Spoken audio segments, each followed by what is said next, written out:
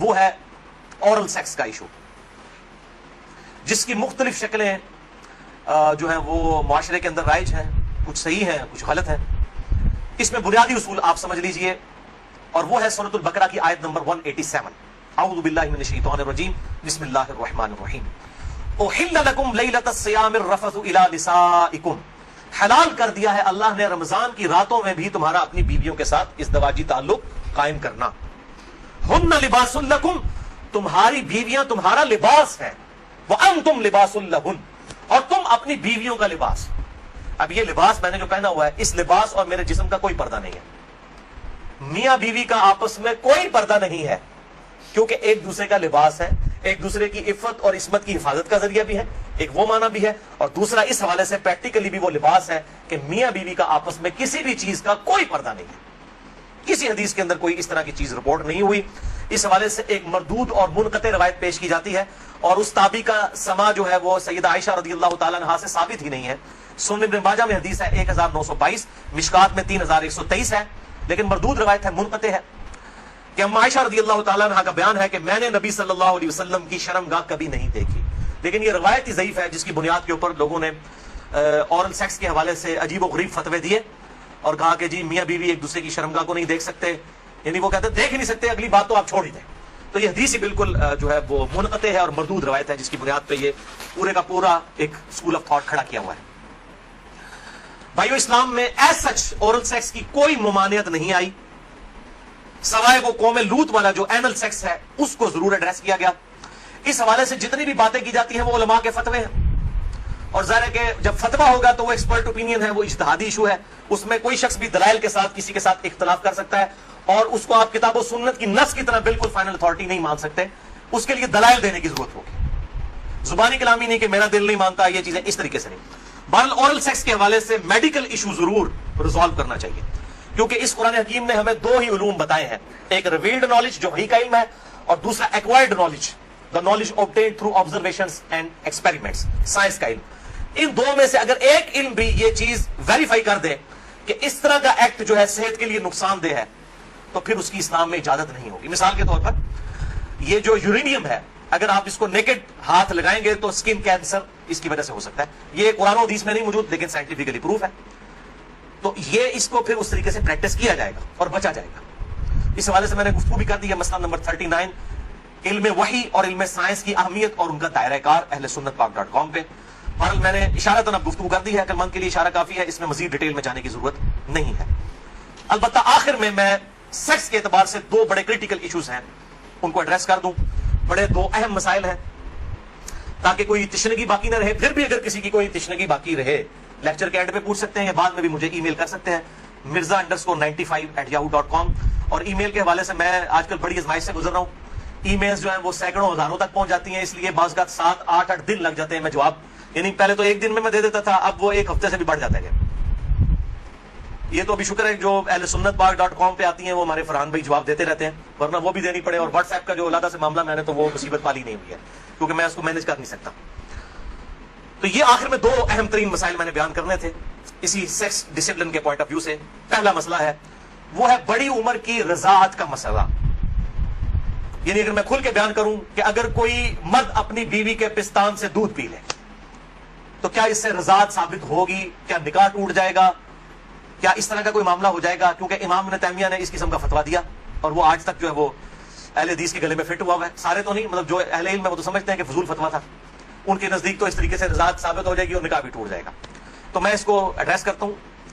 صحیح بخاری اور صحیح مسلم کی متفق علیہ حدیث ہے، بخاری میں 5099 5099، مسلم میں 3568 3568، اور مشکات میں بھی ہے انٹرنیشنل نمبر کے مطابق 3161، کہ آپ صلی اللہ علیہ وسلم نے ارشاد فرمایا کہ جو رشتے دودھ کی وجہ سے، جو رشتے جو ہے وہ نسب کی وجہ سے حرام ہوتے ہیں، وہی رشتے دودھ پینے کی وجہ سے بھی حرام ہو جاتے ہیں۔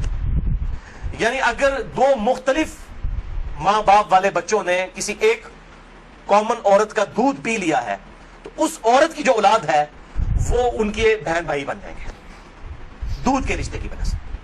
تو جس طریقے سے نسب جو ہے وہ حرمت والا رشتہ بنا دیتا ہے، اسی طریقے سے رضاعت کا رشتہ دودھ پینے کی وجہ سے بھی اسٹیبلش ہوتا ہے، اور وہ ایک دو بار دودھ پینے سے نہیں، وہ صحیح مسلم میں 3597 نمبر حدیث ہے، مشکات میں 3167 3167 کہ کم از کم 5 مرتبہ اگر کوئی عورت دودھ پلا دے کسی بچے کو تو پھر وہ بچہ جو ہے اس عورت کی جو ڈائریکٹ اپنی اولاد ہے اس کا وہ بہن بھائی بن جائے گا 5 دفعہ کم از کم، تو وہ محرمات ابدیہ میں داخل ہو جائے گا جن کا ذکر سورۃ النساء کی آیت نمبر 23 چوتھے پارے کی آخری آیت ہے سورۃ النساء آیت نمبر 23 میں ہمیشہ کے لیے جو حرمت والے رشتے ہیں، یعنی ماں باپ کے ساتھ، اس طریقے سے دادی دادا، اس طریقے سے چچا تایا ماموں، یہ سارے رشتے جو حرمت والے ہیں وہ اسی ایک آیت کے اندر بیان ہوئے ہیں سورۃ النساء آیت نمبر 23۔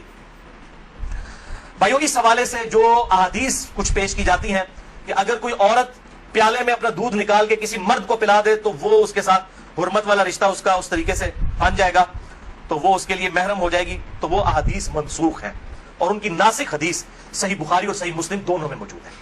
اب امام ابن تیمیہ ان حدیثوں کے اوپر عمل کر کے انہوں نے فتویٰ دے دیا کہ اگر کوئی مرد اپنی بیوی کا دودھ پی لے تو نکاح بھی ٹوٹ گیا، ہمیشہ کے لیے وہ حرام ہو گئی، اور یہ سارا معاملہ حالانکہ یہ حدیث موجود ہے بخاری اور مسلم دونوں میں۔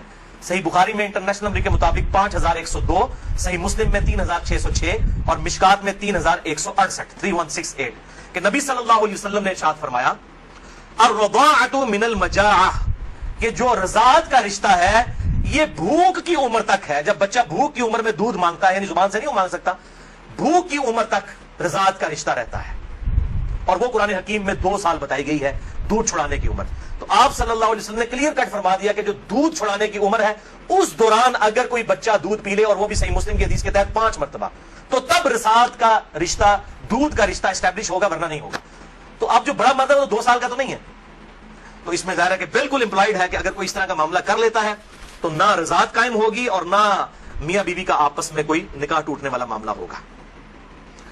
دوسرا اہم مسئلہ آج کا آخری وہ ہے میرے بھائیو عزل کا ایشو، یا ماڈرن لینگویج میں کنڈوم کا استعمال۔ عزل عربی میں کہتے ہیں الگ ہو جانے کو، یعنی جب میاں بیوی ازدواجی تعلق قائم کریں، ڈسچارج کے وقت وہ الگ ہو جائیں، اس کو کہتے ہیں عزل، اور اسی کی ماڈرن فارم جو ہے وہ کنڈوم ہے۔ فیملی پلاننگ کے پوائنٹ آف ویو سے بھی استعمال کرتے ہیں۔ اس میں کوئی شک نہیں ہے کہ مفلسی کے ڈر سے فیملی پلاننگ کرنا اسلام میں قرآن حکیم کی آیات کی روشنی میں اس کی کوئی گنجائش موجود نہیں ہے، قطعاً حرام ہے۔ لیکن اگر عورت کی صحت کا ایشو ہو یا اولاد کی تربیت کے پوائنٹ آف ویو سے کسی کے لیے کوئی ریسٹرکشن ہو، وہ معاملہ الگ ہے، اس کے اوپر وہ والا فتویٰ نہیں لگے گا، اور اس کے ثبوت میں 3 حدیثیں پیش کروں گا، تینوں صحیح بخاری اور صحیح مسلم سے۔ لیکن اس میں یاد رکھیں کہ جو لوگ اس حوالے سے مرد اپنی نس بندی کروا لیتے ہیں، یعنی سیکچولی ڈسیبل ہو جاتے ہیں، ہمیشہ کے لیے جان بوجھ کے میڈیکلی کروا لیتے ہیں، یا عورتیں اپنی یوٹرس نکلوا دیتی ہیں، اگر کوئی بیماری یا کینسر والا ایشو نہ ہو وہ الگ بات ہے کہ جی تاکہ جی ہمیشہ کے لیے معاملہ اسٹیبلش ہو جائے، یہ قطعاً حرام ہے اور بدعت کبریٰ ہے۔ یہ اللہ کی شریعت کو بدلنا ہے، اللہ کی تخلیق کو بدلنا ہے۔ سورۃ النساء نمبر 119 کے تحت یہ قطعاً حرام اور شیطانی فعل ہے۔ کوئی مرد جو ہے اپنے آپ کو خسی کروا لے، یا کوئی عورت اپنی یوٹرس اور ہم جو ہے وہ حمل کا جو ذریعہ ہے اس کا رحم اس کو نکلوا دے۔ البتہ عزل جو ہے اس کی اجازت ہے۔ اس کانٹیکسٹ میں 3 حدیثیں ہیں، تینوں بخاری اور مسلم سے۔ پہلی حدیث صحیح بخاری میں 5208، مسلم میں 3561 اور مشکات میں 3184 کہ جابر بن عبداللہ کہتے ہیں رضی اللہ تعالیٰ عنہ کہ قرآن حکیم نازل ہو رہا تھا اور ہم اپنی بیویوں کے ساتھ عزل کیا کرتے تھے، اللہ تعالیٰ نے قرآن حکیم میں اسے منع نہیں فرمایا، اور جب نبی صلی اللہ علیہ وسلم کو ہمارے بارے میں خبر پہنچی کہ ہم عزل کرتے ہیں، یعنی بیویوں کے ساتھ جب صحبت کرتے ہیں تو ڈسچارج کے وقت الگ ہو جاتے ہیں تاکہ اولاد نہ ہو، تو نبی صلی اللہ علیہ وسلم نے بھی ہمیں منع نہیں فرمایا۔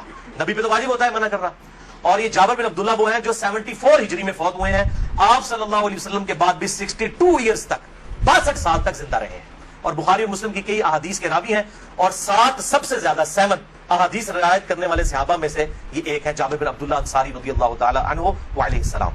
تو وہ کلیئر کٹ کہہ رہے ہیں نہ قرآن میں اس کی حرمت آئی، نہ نبی صلی اللہ علیہ وسلم نے ہمیں عزل کرنے سے منع کیا۔ دوسری حدیث بھی بخاری اور مسلم کی متفق علیہ حدیث ہے، بخاری میں 4138، مسلم میں 3544، مشکات میں بھی موجود ہے 3186 کہ صحابہ کہتے ہیں کہ ہم اپنی لونڈیوں کے ساتھ صحبت کیا کرتے تھے اور پھر ہم عزل کر لیا کرتے تھے، تو ہم نے نبی صلی اللہ علیہ وسلم سے عرض کیا کہ ہم اس طریقے سے عزل کرتے ہیں، الگ ہو جاتے ہیں، ہم نہیں چاہتے کہ ہماری لونڈیوں سے اولاد ہو۔ تو آپ صلی اللہ علیہ وسلم نے فرمایا کہ کیا حرج ہے کہ اگر تم اپنی بیویوں کے ساتھ عزل نہ کرو، کیونکہ جس جان نے دنیا میں آنا ہے قیامت تک کے لیے وہ تو آ کر رہے گی۔ لیکن آپ نے منع نہیں فرمایا، آپ نے فرمایا جتنے مرضی ہیلے بازی کر لو، جتنے معاملات مرضی کر لو، جس جان نے دنیا میں آنا ہے اس نے آنا ہے۔ اور وہی اگلی حدیث ہے تیسری صحیح مسلم میں 3556، مشکات میں 3885۔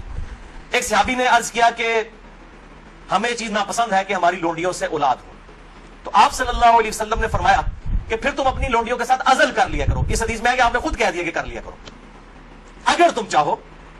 پھر آپ نے ساتھ ہی فرمایا لیکن جو جان مقدر ہے دنیا میں آنا وہ آ کر رہے گی۔ یہی ہوتا ہے، وہ جناب وقفے کرتے رہتے ہیں، اکٹھے ہی 3 بچے ہو جاتے ہیں، پھر سارے کے ساتھ وہ کہتے ہیں پتہ ہی نہیں چلا، پتہ تو نہیں چلے گا، ظاہر ہے یہ معاملات تو اللہ کے ہیں۔ اور آپ کو بتاؤں یہ جو اولاد والا معاملہ ہے یہ خالصتاً اللہ تعالیٰ نے اپنے پاس رکھا ہے۔ کئی پیغمبر ہیں جو بے اولاد ہیں،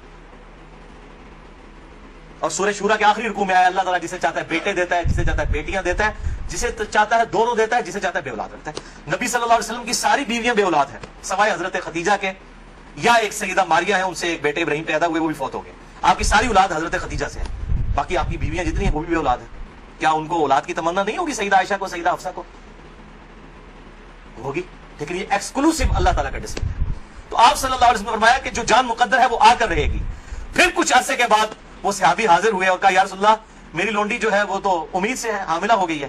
آپ نے فرمایا میں نے تجھے کہا نہیں تھا کہ جو اولاد مقدر میں ہے وہ آ کر رہے گی، اس کو کوئی نہیں روک سکتا۔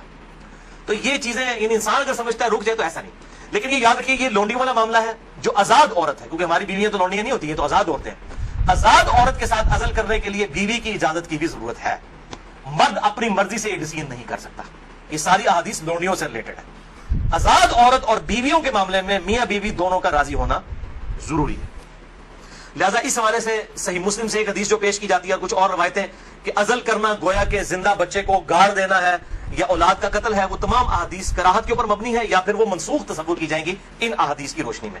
اور الحمدللہ اسی پہ امت کا اجماع ہے، عزل کے جواز کے سب لوگ قائل ہیں، جس کی ماڈرن فارم جو ہے وہ کنڈوم کا استعمال ہے۔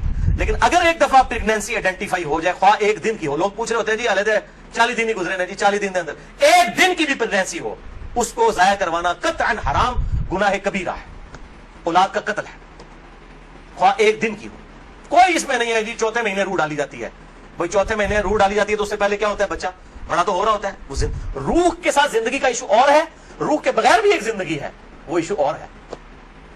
وہ بھی تو بچہ جو ہے ایک ایمبریو سے ایک جو ہے وہ جنین سے معاملات بڑھتے بڑھتے آگے جاتے ہیں، تو وہ بھی ایک زندگی ہے۔ روح کے ساتھ ایک اور زندگی ہے، روح کے بغیر بھی زندگی اس کے اندر موجود ہے۔ اسی لیے اگر مردہ بچہ بھی پیدا ہو تو راجح قول جامعہ ترمذی اور ابو داؤد کی حدیث کے تحت یہی ہے کہ اس کا جنازہ بھی پڑھایا جائے گا۔ اور لوگ کہتے ہیں زندہ پیدا ہوگا تو پھر پڑھایا جائے گا، مردہ بھی پیدا ہو ماں کے پیٹ میں تو وہ زندہ ہی تھا نا، ایکسسٹ تو کرتا تھا، تو افضل قول یہی ہے کہ اس کا جنازہ پڑھا جائے گا۔ تو یہ میرے بھائیوں کچھ اس حوالے سے چیزیں تھیں جو میں نے بیان کر دی۔ البتہ اگر کسی عورت کی زندگی موت کی کشمکش بن جائے، اس صورت میں اگر وہ پریگنینسی کا بھی ضائع کروا دیتی ہے پھر اس میں شرعی گرفت نہیں، لیکن زندگی موت کی کشمکش اس سے کم پہ نہیں، صحت کا معاملہ نہیں، بیوی کمزور ہے یہ معاملہ نہیں، واقعی زندگی موت کی کشمکش بن جائے تو پھر وہ اسی طریقے سے جو سورۃ النحل کے اندر آیا کہ اس وقت تو اگر کوئی کلمہ کفر بھی کہہ دے اور دل میں ایمان ہو تو اللہ تعالیٰ گرفت نہیں فرمائے گا۔ اور اس حوالے سے ہمارے پڑوسی ملک انڈیا کے اندر آج سے کئی سال پہلے، تقریباً 15 سال پہلے کی رپورٹ ہے کہ روزانہ 3000 بچیاں ماں کے پیٹ کے اندر ہی پریگنینسی ان کی ضائع کر دی جاتی ہے جب یہ پتا چلتا ہے کہ یہ بچیاں ہیں۔ یعنی قرآن اگر کہتا ہے نا بچیوں کو دفن کرنا یہ گناہ کبیرہ ہے، تو یہ گناہ آج تک چل رہا ہے۔ بیسک ہیومن انسٹنکٹ تو بدلی نہیں ہے نا۔ 3000، اسی وجہ سے انڈیا میں مردوں کی تعداد عورتوں سے زیادہ ہے۔ ویسے آپ حیران کن بات آپ کو بتاؤں، اس سال پاکستان کی رپورٹ بھی آئی ہے، پہلے پاکستان میں 52% عورتیں تھیں اور 48% مرد تھے، لیکن اب مردوں کی پرسنٹیج عورتوں سے پاکستان میں بھی بڑھ گئی ہے، اور اس کی مین ریزن یہی ہے۔ یہ بہت بڑا گناہ ہے اور اللہ تعالیٰ پالنے والا ہے۔ 1901 کے اندر، یعنی جب 20ویں صدی کا آغاز ہوا، 1 ارب آبادی تھی، پھر اللہ تعالیٰ نے سائنس کی ترقی کرائی، انسان نے بیماریوں کا کنٹرول اس فزیکل فینومینا آف نیچر سے سیکھ لیا، اور اس وقت 1901 میں کہا جاتا تھا کہ 2001 کے اندر اگر دنیا کی آبادی ڈبل ہو گئی نا تو روٹی نہیں کوئی کسی کو ملے گی۔ اس وقت 1 ارب تھی 100 سال پہلے، یا آج سے 116 سال پہلے، تو 100 سال کے بعد 2 ارب آبادی نہیں ہوئی ہے، 3 ارب بھی نہیں ہوئی، 4 ارب بھی نہیں ہوئی، 5 ارب بھی نہیں، 6 ارب بھی نہیں، 7 ارب آبادی ہو چکی ہے، لیکن زمین نے اپنے خزانے اگل دیے۔ آپ جدھر جائیں، میں قسم سے منڈی سے گزرتا ہوں، اتنا فروٹ ہے ختم نہیں ہوتا۔ اس وقت موچی جوتیاں بناتے تھے، آج چائنا نے مشینوں کے اوپر اتنی جوتیاں بنا دی ہیں کہ دنیا میں 6 ارب انسان اگر ہر انسان 10 جوڑے بھی خرید لینا وہ ختم نہیں ہوتے۔ تو سائنس نے ترقی کی ہے۔ جس زمین سے 40 من گندم نکلتی تھی آج 400 من نکل رہی ہے، 10 گنا زیادہ۔ امریکہ لاکھوں ٹن گندم ہر سال پیسیفک اوشن میں بحر الکاہل میں ضائع کر دیتا ہے. ایکسیسو پیدا ہوتی ہے انٹرنیشنل مارکیٹ میں گندم کی پرائس کو کنٹرول کرنے کے لیے. لاکھوں ٹن گندم ضائع کی جاتی ہے, ایکسیسو پیدا ہو رہی ہے. تو اللہ تعالیٰ نے ترقی بھی کروا دی اس اعتبار سے. آپ ٹینشن نہ لیں. آج تو کیسے 1960 سے پہلے تو ایز سچ اس بڑے پیمانے کے اوپر تیل کی نعمت تو نہیں تھی دنیا کے اندر. ان عرب ملکوں میں 1960 کے بعد تیل نکلا. ویسے تو تیل کا پہلا کنواں 1748 میں امریکن جو اسٹیٹ ہے پنسلوینیا اس میں دریافت ہوا تھا, لیکن مین تیل جو نکلا ہے وہ اسی 20ویں صدی میں کسی نے سوچا بھی نہیں تھا. اور اب تو اس سے بھی بڑی انرجی کا سورس ہے, وہ سولر انرجی ہے. اب چائنا نے کام کرنا شروع کر دیا. آپ دیکھیں گے 10-15 سالوں کے اندر جو ہے وہ ہر بندے نے اپنا جو ہے نا بجلی کا سسٹم اپنے گھر کے اوپر لگایا ہوا ہوگا. اور یہ سورج والے تو جب تک سورج ہے اس وقت تک زندگی ہے. یہ تو نہ ختم ہونے والا جو ہے وہ سورس ہے, رینیویبل جسے ہم کہتے ہیں اپنی سائنس کی لینگویج کے اندر. باقی یہ جو ہے نان رینیویبل ریسورسز ہیں. تیل ختم ہو جائے گا تو ختم ہو گیا, لیکن یہ سولر انرجی جب تک سورج ہے زمین پہ زندگی ہے. زمین پہ زندگی ہے تو سولر انرجی سے آپ فائدہ اٹھا سکتے ہیں. بات اللہ تعالیٰ سے دعا ہے جو حق بات میں نے کہی اللہ تعالیٰ ہمارے دلوں میں راسخ فرمائے. اگر جذبات میں میرے منہ سے کوئی غلط بات نکل گئی آج تو اللہ تعالیٰ ہمارے دلوں سے معاف کر دے. ہمیں کتاب و سنت کی تعلیمات پر عمل کر کے دوسرے بھائیوں تک پہنچانے کی توفیق عطا فرمائے. سبحانک اللہم و بحمدک اشہد ان لا الہ الا انت استغفرک و اتوب الیک وما علینا الا البلاغ المبین. جزاک اللہ خیرا.